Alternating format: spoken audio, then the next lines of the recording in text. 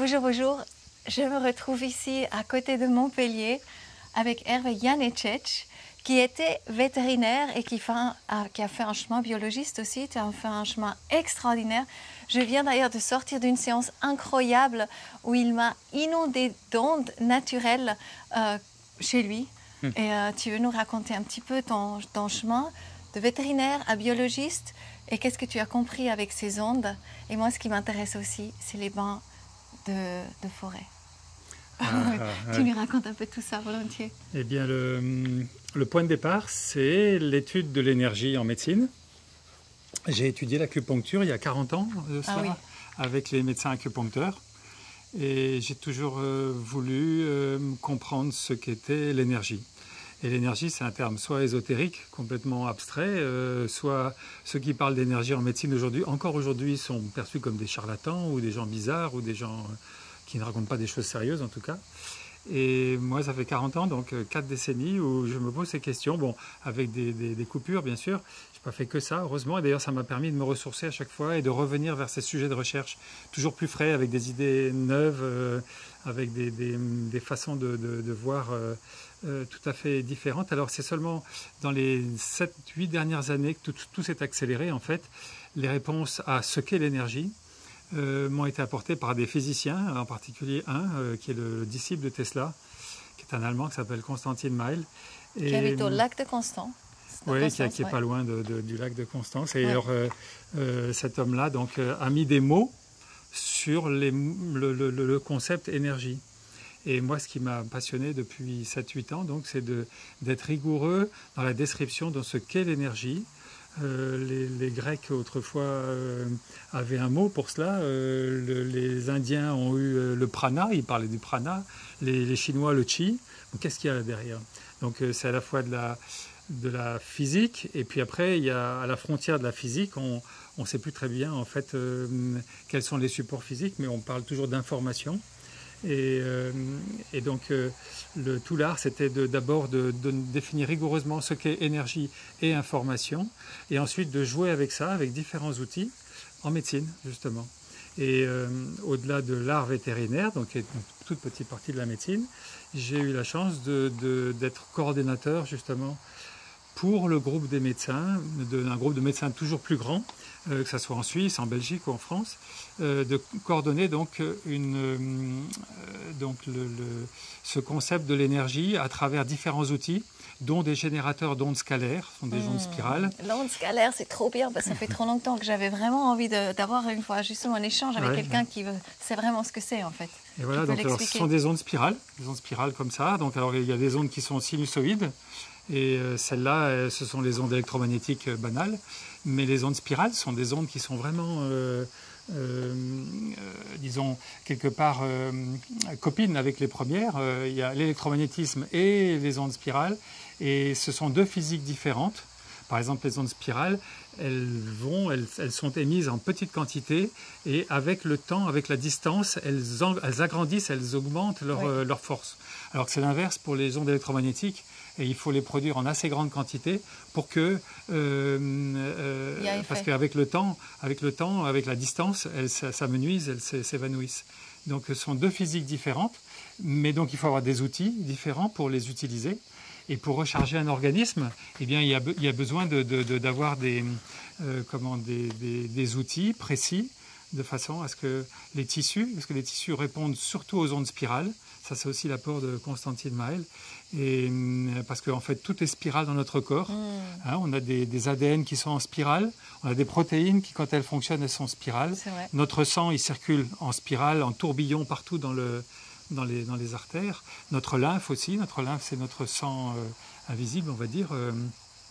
Et partout, il y a des spirales, des mouvements de vortex. Enfin bref, on est tout un mouvement de spirale et on capte ces ondes spirales d'une manière très très facile. Donc juste parce qu'en fait, on parle souvent de circulaire, mais le circulaire, il est quand même quelque part fermé.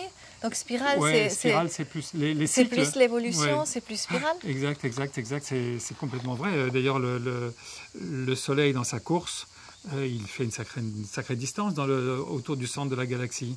Et autour de ce Soleil, nous-mêmes, nous tournons, enfin la Terre tourne, une des planètes tourne, et donc par définition on décrit des spirales, ce sont des mouvements tourbillonnaires. Hein. Ah oui, oui. Et ça c'est connu. Maintenant les physiciens ils le savent, ils le voient, ils l'observent, mais des gens comme Lao Tzu par exemple, 5e siècle avant Jésus-Christ, et bien cet homme-là qui est à la fois philosophe et poète, surtout philosophe et sage entre tous, dans son petit livre de la voie et de la vertu, il écrit ce tourbillon profond d'où viennent les 10 000 êtres. C'est-à-dire, en fait, toute la création vient de mouvements spirales. Et donc, l'idée, c'est que, en fait, avant l'origine du Soleil même, et de la Terre a fortiori, tout n'était que lumière. Et nous-mêmes, les êtres vivants qui sommes à la surface de cette Terre, on a fini, en fait, par devenir de la lumière cristallisée. Et donc nous sommes un cristal de lumière au sens strict et nos fonctions sont alimentées par la lumière. On a une alimentation lumière, pas seulement visible, hein, des lumières, quelles que soient les ondes, invisibles et visibles. Et elles sont de toute nature, à la fois sinusoïdes mais aussi spirales, surtout spirales. Et toutes nos structures sont faites pour recevoir des ondes spirales. Et là, c'est ce que tu m'as fait. Tu m'as fait un bain complet de spirales. Il y avait des ondes mécaniques. Ouais. Il y avait des ondes avec le toucher, il y avait des ondes électriques, donc avec la modulation de la porteuse spirale. Et la porteuse spirale, elle était spirale et ça fait qu'elle pénètre partout. Et là, on peut s'imaginer comment cette porteuse électronique? Eh bien, cette porteuse, imaginez un tourbillon qui traverse. Qui est envoyé par Qui est envoyé par une antenne, qui est reçue par une deuxième antenne. La deuxième antenne renvoie le tourbillon, donc ça fait un double tourbillon en fait. La première renvoie encore, et donc ça fait tout un camailleux de tourbillons, une superposition de ces tourbillons, et ça finit par faire qu'on ne sait plus très bien qui envoie, qui renvoie, mais ça fait un champ, ça appelle un champ. Le champ des physiciens, c'est un espace ou un lieu où il se passe quelque chose de particulier, de renforcé, mais ce n'est que quelque chose de renforcé par rapport à la nature. Ici, on est dans une belle nature. Bon, on reçoit des ondes des arbres, on reçoit des ondes du soleil, on reçoit des ondes de la terre. Et donc, c'est exactement ce qu'on peut reproduire dans une séance. On reçoit des ondes infrarouges de la terre, des ondes visibles du soleil, on reçoit des ondes indirectement de tous les êtres vivants qui nous entourent. Donc, les tourbillons de l'eau aussi font qu'il y a des ondes. Donc, en fait, tout est ondulatoire. Et nous, qui sommes des êtres des cristaux de lumière, on se nourrit de ces vibrations le plus possible avec des hautes fréquences. C'est ça. Et ça, c'est encore un autre secret, surtout très, très important aujourd'hui. Mais ces hautes fréquences, ce que j'ai reçu, est-ce que c'est la nature, il n'y a pas plus haute fréquence que la nature? Non, haute fréquence, parce que si on va au-delà, ça nous brûlerait. Donc, comme je vous l'ai expliqué, il y a une couverture au-dessus de la Terre. Ça, c'est super intéressant. Qui filtre toutes les fréquences, sauf le visible et quelques ondes radio. Mais des ondes radio en relativement petite quantité. Hein, on est dans 1 milliardième de watts par mètre carré. Et le problème, c'est que l'humanité aujourd'hui a cru bon communiquer avec des radios, avec des satellites, avec des Wi-Fi, avec des téléphones, on a percé, etc. En fait. Et donc non, on a mis sous le tapis, sous ce grand manteau de protection, on a réintroduit une quantité incroyable, 1 million de fois supérieure à la quantité naturelle d'ondes radio. Et ça, un jour, ça va se payer en termes d'usure des tissus. Parce que on n'est pas capable, nous on a été vraiment construits par le bon Dieu, j'aime bien prendre cette image, on était construits pour supporter, on était parfait. Pour l'environnement. Pour recevoir des ondes visibles du soleil, des ondes infrarouges de la Terre et recevoir des ondes radio du cosmos. Ok, mais en petite quantité. Donc si on multiplie par 1 million la quantité des ondes radio reçues, brutalement comme ça, en un siècle, et si en plus on se soustrait aux ondes du visible et en restant enfermé dans nos immeubles ou dans nos voitures ou dans des univers très restreints en fait, où on reçoit peu de cette énergie supplémentaire, eh bien on se prive d'ondes très haute fréquence qui s'expriment en terahertz, donc c'est 10 à la puissance 12, Hertz c'est très haut. Celle de la Terre comme celle du Soleil. C'est combien de zéros? 10 à la puissance 12? C'est 10 à la puissance 12, c'est 1 avec 13 zéros derrière. D'accord. Vous avez beaucoup quand même. Hein. Et donc, alors, mais il faut vous dire que les ondes radio, elles sont 1000 à 10 000 fois plus faibles en fréquence. Ça fait que les ondes radio qu'on a mis pourtant à des puissances 1 million de fois plus fortes, elles sont 1000 fois plus basses en fréquence et l'énergie d'une onde est fonction de sa fréquence. Ça fait que nos cellules qui vivent en société, ayant été habituées à être nourries abondamment avec des ondes très haute fréquence, quand brutalement les ondes haute fréquence sont divisées par 3 ou 4 par exemple, parce qu'on ne fréquente pas trop la nature, pas autant que nos ancêtres paysans par exemple. Hein. Donc on reste enfermé, donc on prend moins de ces ondes très haute fréquence, mettons 4 fois moins, et on prend tout d'un coup 1 million de fois plus de ces ondes basse fréquence. Et donc nos systèmes cellulaires, ils ne sont pas habitués du tout à fonctionner. Un peu comme si on fonctionnait sur 110 au lieu de 220, quoi. Hein, il y a une vraie différence. Et alors à force de fonctionner sur 110, on finit par se refroidir, vraiment au sens... On est hypométabolique. Et cette chose-là, c'est vraiment problématique. C'est pour ça que les maladies de dégénérescence sont en explosion. Parce que dégénérer, ça veut dire, pour le tissu, ne pas avoir assez d'énergie et d'oxygène et d'électrons pour fonctionner normalement. Et donc, quand vous n'êtes pas assez stimulé par un flux normal et naturel extérieur de cette énergie qui nous traverse, eh bien, quand vous n'êtes pas assez stimulé, vous êtes patient quand vous êtes jeune, mais quand vous êtes vieux, vous finissez par être vieux plus vite. C'est ça. Et c'est accéléré depuis les années 2000. Donc, ce que je vous dis, ce n'est pas quelque chose de très ancien. Il faut vous dire que les premières radios, ça date de 1920. Les premiers satellites, militaires comme civils, les années 1968, 69, 70, les premiers. Et les premiers téléphones portables qui ont vraiment inondé la planète, qui ont fait vraiment que la planète était un four à micro-ondes très important. 2006. Ça date des années 1995, tout premier, 2000, 2005, 2010. Donc, et là, maintenant, on est au maximum. On veut encore augmenter ce brouillard électromagnétique basse fréquence. Et là, ça, c'est une vraie bêtise. Et les biologistes, malheureusement, ne sont pas écoutés. Et il n'y a que les marchands qui disent... Parce que vous êtes super intéressant. Les biologistes, que j'ai compris, vous êtes à la pointe de savoir ce qui se passe et ce qu'il y aurait aussi à faire. Donc, vous avez des solutions. Par exemple, surtout, là, on pourrait changer les fréquences, par exemple, justement, si les fréquences des mobiles, par exemple, non, on pourrait changer, que ce soit plutôt des fréquences qui guérissent. Ce sont les ondes radio. Ça, c'est pas possible, je pense, techniquement. Est-ce qu'on peut... Si, aujourd'hui, on peut faire ça. On peut abandonner les ondes radio pour une part et au moins dans les intérieurs, fonctionner avec la lumière. Oui, donc, avec les LED. Il y a des LED. Il y a des LED. Ça s'appelle LiFi. Voilà, LiFi. Donc, c'est vraiment la même chose que le Wi-Fi, sauf que c'est avec des ondes beaucoup plus haute en fréquence, donc ça c'est une bonne solution. On peut avoir ça au bureau. LED, on ne sait pas trop non plus. Oui, alors après il y a la nuisance pour les yeux de regarder du LED, mais on ne regarde pas la lampe, on regarde indirectement. Mais après on dit que ça travaille sur la glande pinéale et en fait ça ne fait pas du bien. Il y aurait des études à faire, c'est sûr. Ouais. Mais en tout cas c'est une belle technologie d'avenir pour au moins arrêter de se Mais à l'intérieur il y a vraiment des solutions. Il y a à l'intérieur et on pourrait mettre des petits émetteurs et en fait qui irradient beaucoup, rien à voir avec actuellement parce qu'en ce moment c'est comme si on avait une lampe d'extérieur qui illumine notre lampe de chevet en fait avec les antennes extérieures. On recevant... Qui traverse les bâtiments, qui vous traverse vous et surtout 1 million de fois la dose. Encore ça serait 100 fois la dose. Ça pourrait encore passer parce qu'on a des régulations en nous, on pourrait... Et on s'adapte. Un million de fois la dose et dans des fréquences proches de la résonance de l'eau qui est à 22 GHz, là on a un vrai problème parce que l'eau à ce moment-là capte très fortement cette nouvelle énergie quelque part, s'échauffe et donc on souffre d'inflammation. Qui dit inflammation, sitôt après dit fibrose et dégénérescence et en tout cas jamais repos. Et cette absence de repos jour et nuit, ça c'est le vrai problème, c'est que les gens en fait, ils ne fabriquent pas assez de l'hormone qu'on appelle mélatonine, qui est un antioxydant, anti-cancer, enfin une super hormone pour justement vous mettre au repos complètement. Et quand on ne fait pas ça une fois, 2 fois, ça va, on peut faire 1 ou 2 nuits blanches. Mais si c'est toutes les nuits de toute votre vie, surtout quand vous commencez à vieillir, donc je situe le vieillissement après 35 ans, donc c'est pour mettre à l'aise tout le monde. En fait, après 35 ans, on a été construit entre 0 et 25, en gros. On a un plateau entre 25 et 35, et après, on se déconstruit tout doucement.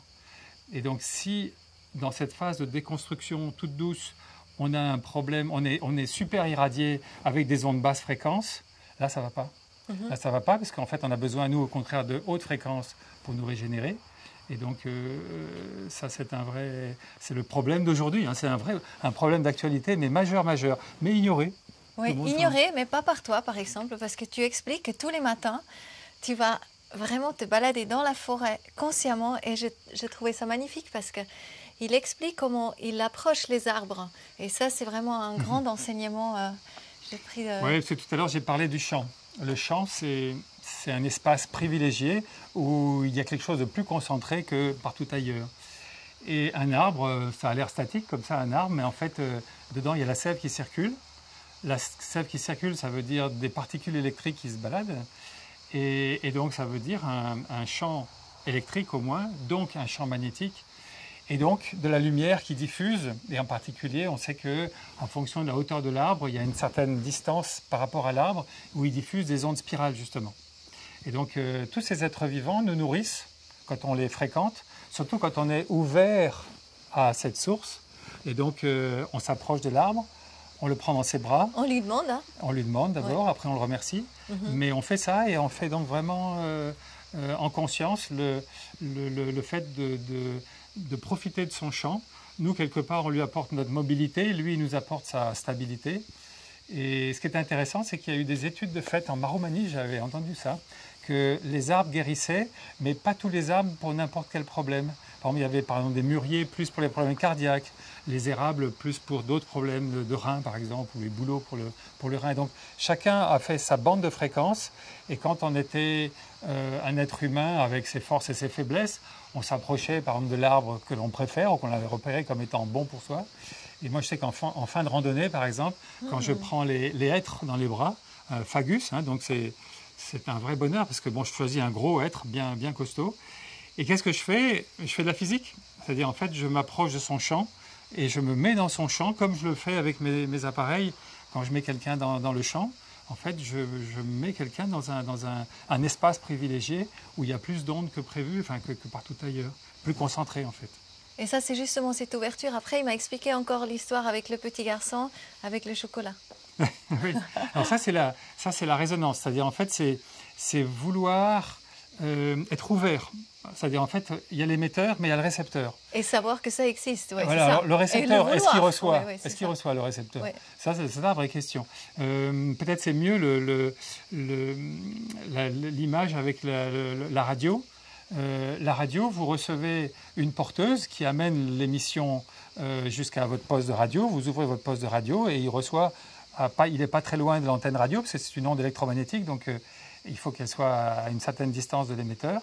Donc votre radio capte la porteuse, mais c'est seulement, par exemple, à 6 h du matin que vous avez les émissions de votre radio habituelle qui commencent.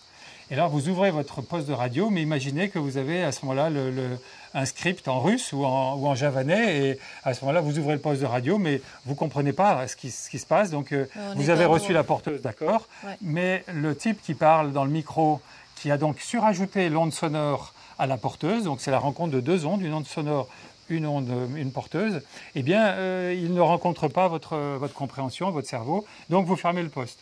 Mais par contre, si le type parle en français, à ce moment-là, vous dites, tiens, ça peut être intéressant. Donc à ce moment-là, vous prêtez l'oreille et déjà, vous ouvrez votre réception, votre capacité de recevoir.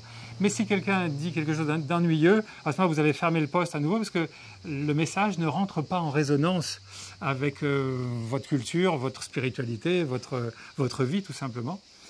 Alors par contre, si c'est votre émission préférée, c'est pas à 6 h du matin, c'est à 8 h 30 par exemple, à ce moment-là, vous l'attendez avec impatience. Donc déjà à l'avance, vous vous régalez de l'ouverture que vous allez avoir face au message.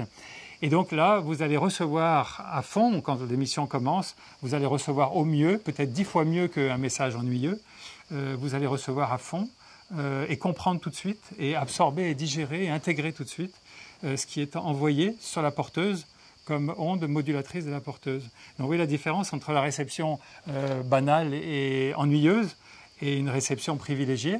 Ben ça, c'est exactement pareil pour les ondes. Moi, j'aimerais bien raconter quand même alors l'histoire du petit garçon avec le chocolat, parce que je trouve que pour les enfants, c'est mieux à comprendre, tu vois, c'est plus facile. Il y a le garçon qui rentre dans une pièce et puis il ne sait pas qu'il y a du chocolat. Donc en fait, voilà, il n'y a aucune résonance. Et après, quand il sait qu'il y a du chocolat... Il rentre dans la pièce et il sort de la pièce voilà. Et il n'a pas modifié sa vie pour autant. C'est ça. Et quand s'il sait, donc il va trouver le chocolat, il y a une résonance, donc il se réjouit. Donc il ouvre le cœur, il ouvre vraiment tous ses sens. Et moi, je vois ça aussi comme ça. Donc, je trouvais ça extrêmement bien expliqué. Mais ça, c'est les scientifiques qui expliquent. Et ça a modifié sa vie. Parce que quand il est rentré dans la pièce, il n'avait pas vu de chocolat. Il sort de la pièce, il a le chocolat, il en a plein la bouche et tout. C'est nous, c'est exactement nous. Si on n'est pas prévenu de l'intérêt de quelque chose, on passe toute notre vie et on n'a pas été attentif ni réceptif. Par contre, si brutalement, si on est prévenu, alors des fois, il faut pousser plusieurs fois pour être prévenu, c'est-à-dire, moi je sais que pour intégrer vraiment quelque chose, il me faut au moins 5 ou 6 couches. La première fois, je dis, bon, pourquoi pas. Deuxième fois, il me dit, tiens, j'ai déjà entendu ça. Troisième fois, il me dit, bon, ça peut être intéressant. Quatrième fois, je vais chercher moi-même, mais je ne trouve pas, alors j'abandonne. La cinquième fois, sixième fois, à ce moment-là, je me penche vraiment sur la question. Et la septième fois, je me dis, oui, ça c'est vraiment passionnant, c'est génial. Et j'intègre et j'applique.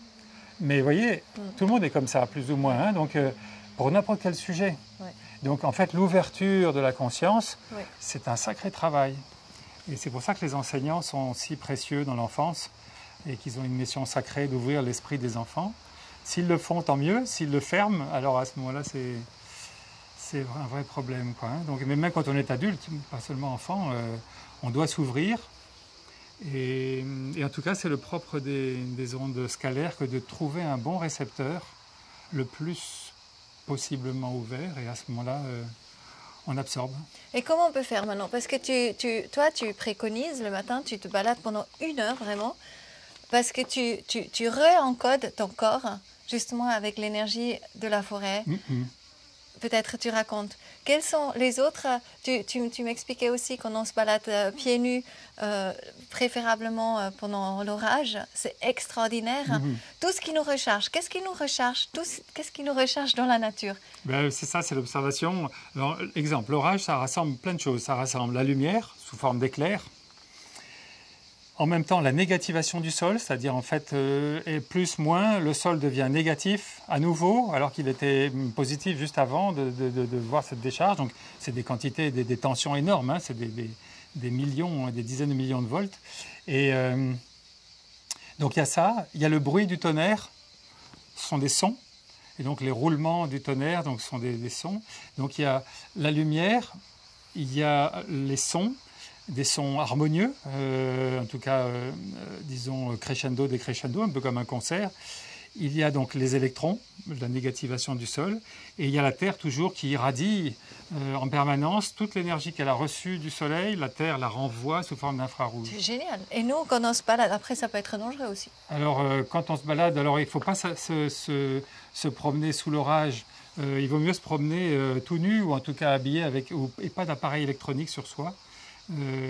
Parce qu'en fait, on peut être antenne, tout bêtement. Hein, et donc, mais si l'orage est proche, de toute manière, moi, ça m'est déjà arrivé de me coucher dans un fossé, dans la boue, parce que des orages de montagne, par exemple, si vous êtes debout sur une crête, sur un sentier de crête, vous risquez vraiment d'être foudroyé. Donc, il vaut mieux attendre que ces tensions-là s'éloignent. Et par contre, quand tu te mets à plat... Oui, à plat, et là, tu prends un banc de folie en plus. Oui, alors ça, on est sale, on y va en vibration, quoi. On est vivant. Ouais. Parce que vraiment, il s'agit de monter cette vibration. C'est ce que tu disais quand on vient aujourd'hui, avec toute l'exposition électromagnétique et tout, on est dans une vibration très basse. Très basse, et en se nourrissant dans la forêt aussi, avec le soleil, je pense que c'est aussi très bien, justement. Ça, ouais. Puis les arbres eux-mêmes, ils ont capté le soleil, ils l'ont intégré, et ils le réirradient. Ouais. Donc on est vraiment dans une... Non, moi je le vis vraiment comme ça. Et après, quand on pratique le yoga ou les qigong, ce sont des mouvements ce que tu fais dans toujours symétriques, c'est-à-dire on active la droite, la gauche, l'intérieur, l'extérieur, les zones de réception, les zones d'émission. Et donc on bouge le haut du corps, l'intérieur du corps, le devant, l'arrière. Et donc le fait de faire une espèce de reset dans une zone riche en haute fréquence, ça c'est de la vraie alimentation, au même titre que le petit déjeuner ou le verre d'eau, quoi, hein, c'est complètement ça. Il faut vraiment s'imaginer qu'on est nourri par la lumière. Et après, tu dis que tu vas devant ton ordi et quelque part, tu as un petit peu tu as un solde à... Bah oui, j'ai des protections devant mon ordi, mais quand même, ce sont des appareils électriques qui émettent des ondes électromagnétiques. Oui, mais quand tu te Donc, charges le matin, je veux dire, voilà, et alors, après tu vas devant l'ordi, ouais. donc c'est plus OK que quand tu ne le fais pas. Eh ben oui, oui, quand je le fais Autrement, pas, je c'est le sens. non, Ouais. moins. Voilà, Et là, voilà. c'est tu te charges. Je me charge d'abord, comme ça après je peux redonner, mais aussi à des patients. Avec les mains, on peut, là je vous ai parlé d'appareils, mais on peut très bien, enfin les appareils refont en fait ce que normalement un bon magnétiseur fait de ses mains. Magnétiseur, c'est un terme impropre parce que bien sûr il a du magnétisme et de l'électricité dans les mains, mais il émet en infrarouge et il émet en émission en longueur d'onde, quoi, vraiment. Hein, et il émet en onde spirale aussi. Et donc les gens qui sont entraînés justement à prendre l'énergie de l'extérieur, à la mobiliser, et puis après qu'ils ont l'idée, qu'ils sont capables de se dire oui, je peux être moi-même un émetteur pour un récepteur qui me le demande, eh bien, parce qu'il y a plein de gens qui ne sont pas conscients qu'eux-mêmes peuvent donner. Hein. Et donc, c'est magnifique parce que toi, tu deviens justement un récepteur ou un... Pas un récepteur, je suis récepteur d'abord et ensuite réémetteur. Voilà, mais voilà, un récipient. Un récipient de toutes ces énergies que tu as reçues et aussi la nourriture. Oui, c'est-à-dire en fait que moi, mon truc, c'est de montrer que il existe une médecine de la chimie et de la biochimie, la plus naturelle possible, avec les plantes, avec les huiles essentielles, avec les nutriments, avec les vitamines, avec toutes ces choses-là. Donc on a besoin de quantitatif et de matériel pour se nourrir. Mais à côté de la biochimie, il y a la biophysique. Et la biophysique, elle est vraiment ignorée. Et ceux qui en parlent aujourd'hui sont très peu précis dans qu'est-ce que c'est l'énergie, qu'est-ce que c'est l'énergie et l'information, où sont les outils, qu'est-ce qu'on peut faire, où on doit les appliquer. Et donc c'est pour ça que les formations en Ayurveda, en acupuncture sont précieuses parce qu'on sait comme ça où sont les zones où il en est besoin. On peut faire en fonction de ce que la personne dit, on peut faire des diagnostics et donc après orienter, diriger le flux de lumière, différents types de lumière sur le corps d'une personne ou d'un animal ou d'une plante, hein, c'est pareil. C'est intéressant d'avoir toutes les biologies. C'est ça qui est, justement, peut-être on finit juste avec la notion de la nourriture, des aliments. Alors ça, c'est encore une fois quelque chose de très traditionnel et très moderne. Les anciens disaient, en Ayurveda ou en médecine chinoise, ils disaient, nous sommes nourris en permanence par 4 éléments. La terre, l'eau, l'air et la lumière. Et la terre, donc je vous l'ai expliqué, c'est les aliments de la terre. Donc c'est ce que nous donne la terre, vraiment, cette petite humus qui nous produit des végétaux et des fruits, et c'est formidable. Donc on prend ça et on se nourrit. Et si on était privé de cette alimentation, on pourrait tenir peut-être 3 semaines. Peut-être 3 semaines, enfin un jeûne prolongé. Ok. Pour l'élément eau, c'est le maximum, c'est 3 jours. Moi, je connais des gens qui ont jeûné plus en jeûne hydrique, mais c'est dangereux, donc il ne faut pas le reconseiller du tout. Donc déjà, le faire 24 heures, c'est très dur. Mais donc on pourrait dire à part les gens qui font effectivement la nourriture avec la lumière, par exemple. Alors oui, alors ceux-là, ils sont plus entraînés, on va dire. Mais ils boivent beaucoup. Hein, donc, pas tous. Pas tous, mais ceux qui ne boivent pas, pas je veux dire, sont vraiment des saints. Hein. J'en ai entendu parler d'un saint en Inde qui faisait ça. Il ne buvait pas, il ne mangeait pas. Il y a eu aussi quelques personnes inédites aussi, comme Marc Robin, par exemple, en France. Mais bon, c'est l'exception. Chez nous, à Saint-Nicolas, en Suisse. Oui, bien sûr. Non, on a quelques et d'autres, étoiles comme ça, filantes qui sont... Mais c'est vrai que la nourriture à base d'eau et de lumière, elle existe, d'eau, d'air et de lumière. Par contre, les gens qui se nourrissent, qui évitent les aliments solides, doivent avoir une très bonne respiration, un flux très très fort et un flux d'air très très fort, très sain. Ils tiennent beaucoup à l'aération. Et puis, ils boivent, bien sûr, différents jus des fois, mais enfin, le plus important, c'est ça. Ce que je veux dire, c'est 3 semaines de jeûne pour l'alimentation solide, ça va. 3 jours de privation d'eau, ça va. 3 minutes pour l'air, hein. Bon, je ne sais pas si vous avez fait déjà l'apnée, c'est limite. Hein. Bon, donc 3 minutes, vous êtes vraiment très très bon. Et pour la lumière, c'est même pas 3 secondes parce qu'on est nourri en permanence par cette lumière phénoménale qui nous vient du soleil et de la terre. Et ce soleil et cette terre, en fait, modulent un flux encore plus phénoménal qui nous vient du cosmos, du centre du trou noir au centre de notre galaxie, qui est un flux de neutrinos. Notre soleil émet aussi beaucoup de neutrinos. Et ces petites particules que sont les neutrinos, jusqu'à il y a très peu de temps, on pensait que ça n'apportait rien, que ça traversait tout, que c'était rien. Et en fait, non. Il y a eu des prix Nobel qui ont été attribués, en particulier en 2015, pour des chercheurs qui ont montré que ça avait une masse et une charge. Donc c'était un flux d'énergie. Donc en fait, la bonne nouvelle, c'est qu'on est traversé en permanence par un flux d'énergie dont on recueille une petite fraction grâce au fait qu'on est en tourbillon dans notre corps, et tous les flux de notre sang, de notre lymphe, et tous les mouvements tourbillonnaires de notre corps ralentissent ce flux des neutrinos, on capte un petit peu, et c'est notre énergie de base, et ces neutrinos, ce flux permanent, jour et nuit, 2 fois moins la nuit, mais beaucoup quand même, on est à 60 milliards de particules par centimètre carré par seconde. Eh bien, l'hypothèse de Constantin May, d'ailleurs, c'était de dire que ce flux de neutrinos traverse l'eau de notre corps, ionise l'eau, c'est-à-dire dissocie l'eau en oxygène, hydrogène et électrons, et que c'est là l'origine de l'électricité de notre corps. Et ça, c'est un scoop absolu en physiologie. Beau, personne au monde ne le sait, ça, hein, donc, sauf dans notre groupe, où on a échangé cette info énorme, absolument énorme. Pourquoi votre cœur bat? Il y a un champ électrique. Il y a un gros champ magnétique dans votre cœur. Dans le cerveau, on voit des ondes électriques partout. Hein. Toutes vos cellules fonctionnent à l'électricité. D'où vient cette électricité? De l'eau et des neutrinos. Ça, c'est l'hypothèse majeure qu'on peut proposer, quoi, hein. Et donc, elle est tout à fait plausible, cette hypothèse. Donc, se rendre compte vraiment que nous faisons partie intéressante de la nature, et elle nous donne tout, et nous sommes parfaitement, hein, si on prend compte de ça, ben, il n'y a aucun autre produit qui pourrait... on sait amplifier les flux. En fait, c'est ça. C'est non être pas conscient de ignorer complètement la nature, la polluer, l'ignorer, mais si on sait amplifier les flux de lumière, l'eau, faire pousser les aliments les plus sains possibles, ne pas polluer l'air, bien sûr, aussi, eh bien, si on sait faire ça, à ce moment-là, on a tout ce qu'il faut, quoi. C'est génial. Ça, c'est clair. Je te remercie de tout cœur. Avec plaisir. Magnifique, merci.